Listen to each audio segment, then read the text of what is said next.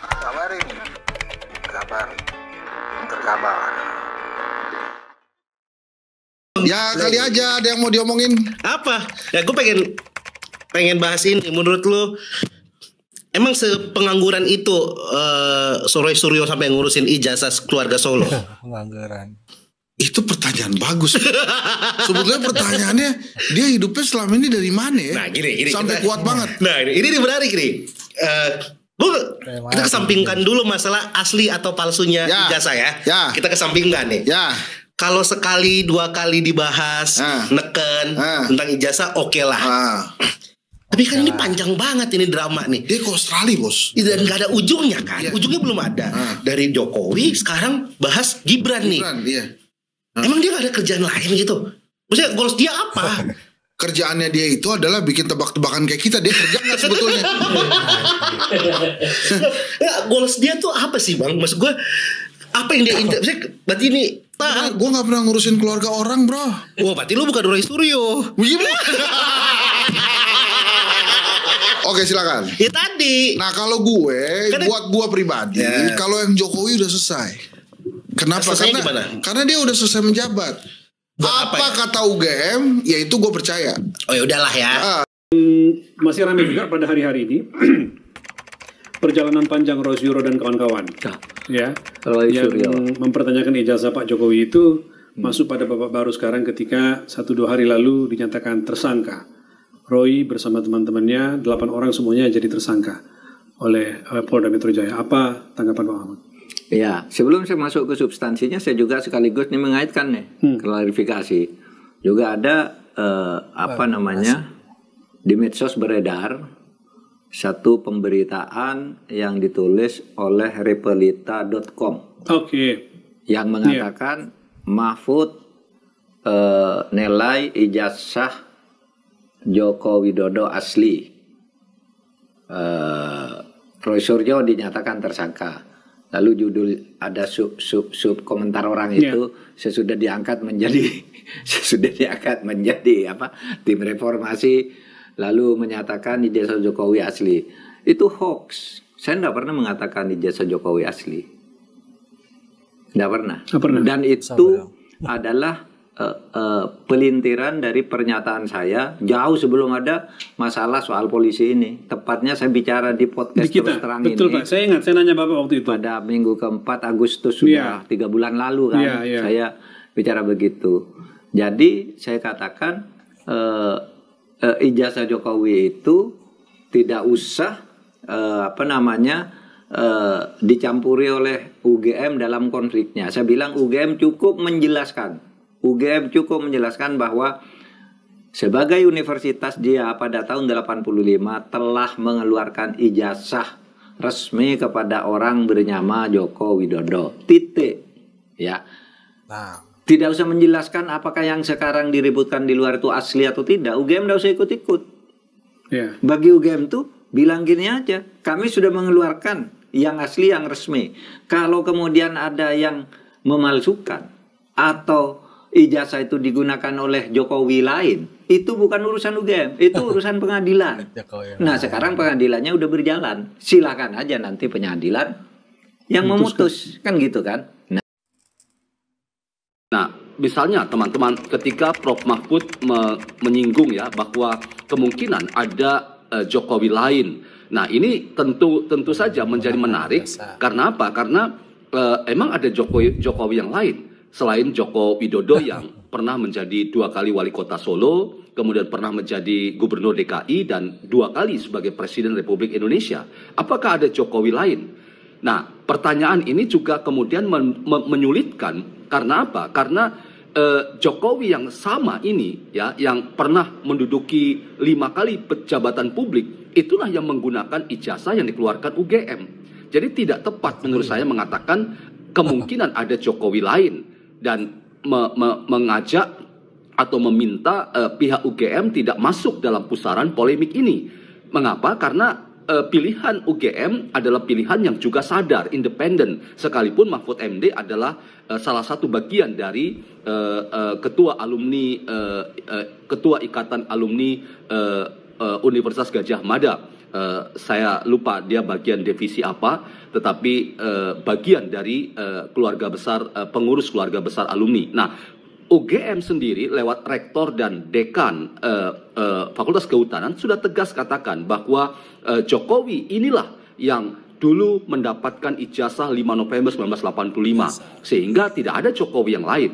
Jadi membuka kemungkinan ada Jokowi yang lain itu jelas adalah pernyataan yang tidak tepat dan ini justru menimbulkan sakwa sangka yang lain. Mengapa? Karena ijazah ini juga yang digunakan selama 5 kali itu.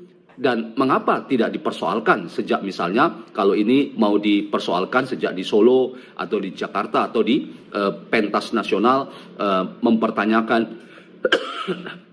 penggunaan ijazah yang dibuat oleh Pak Jokowi. Nah, itu yang pertama. Yang kedua, ketika Mahfud MD katakan bahwa kepolisian tidak berhak untuk menyatakan asli atau tidak, saya terus terang juga tidak sependapat, sepenuhnya setuju. Mengapa? Karena paling tidak kalau kita bandingkan dengan pernyataan pakar hukum pidana dari Universitas Indonesia Aristo Pangaribuan, misalnya dia katakan kepolisian itu punya sesuatu yang diberikan oleh undang-undang, mendeklar sebuah posisi atau status seseorang, dalam hal ini penersangkaan misalnya terhadap 8 orang termasuk di dalamnya Roy Suryo dan kawan-kawan. Nah, posisi inilah yang kemudian disebut oleh Aristo Pangaribuan kalau saya tidak salah, dia menggunakan istilah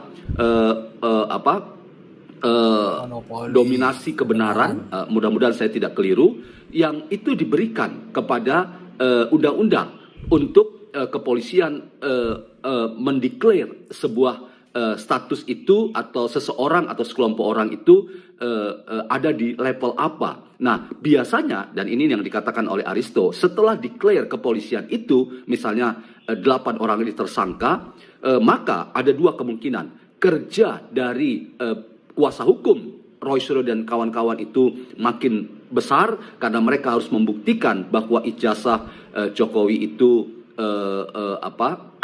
memang palsu. Nah, itu yang pertama. Yang kedua, sulit untuk kemudian dalam banyak kasus ya yang dikatakan Aristo, sulit untuk membuktikan terbalik bahwa apa yang sudah dideklar oleh para penyidik bahwa memang telah terjadi tindak pidana pencemaran nama baik, fitnah, dan penggunaan rekayasa digital secara tidak bertanggung jawab dan menyebarkan itu ke publik, dan itu dianggap sebagai pidana terhadap 2 klaster dari 5 orang klaster 1 dan 3 orang di klaster 2, itu kemudian biasanya tetap akan seperti itu. Dan inilah yang diingatkan oleh Aristo Pangaribuan sebagai problem yang menurut saya jauh lebih masuk akal ketimbang pernyataan Prof. Mahfud yang katakan kepolisian tidak berhak untuk menyatakan asli atau tidak asli, dan yang menyatakannya itu adalah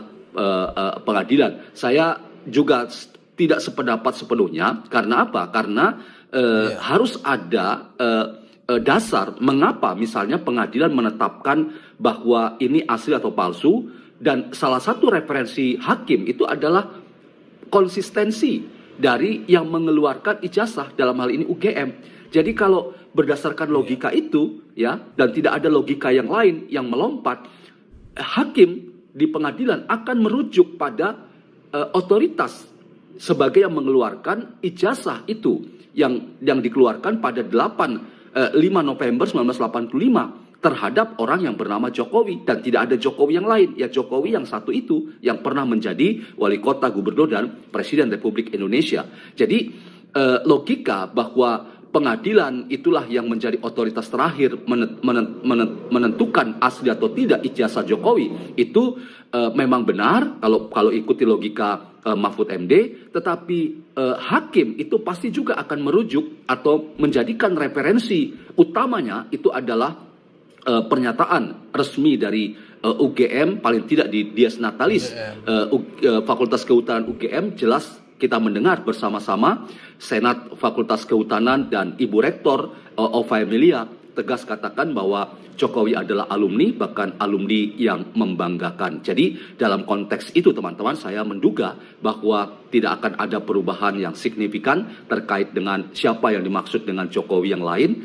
Tetap Jokowi yang 5 kali memenangkan kontestasi sampai menjadi Presiden Republik Indonesia 2 kali. Dan kemudian kita juga melihat bahwa bagaimana persoalan-persoalan ke depan terkait dengan penetapan tersangka yang kita perlu kawal secara baik agar kita mendapatkan insight wawasan bahwa tidak ada abuse of power atau hal atau tindakan yang melampaui kewenangan kepolisian. Menurut saya masih ada dalam koridor yang wajar dan normal.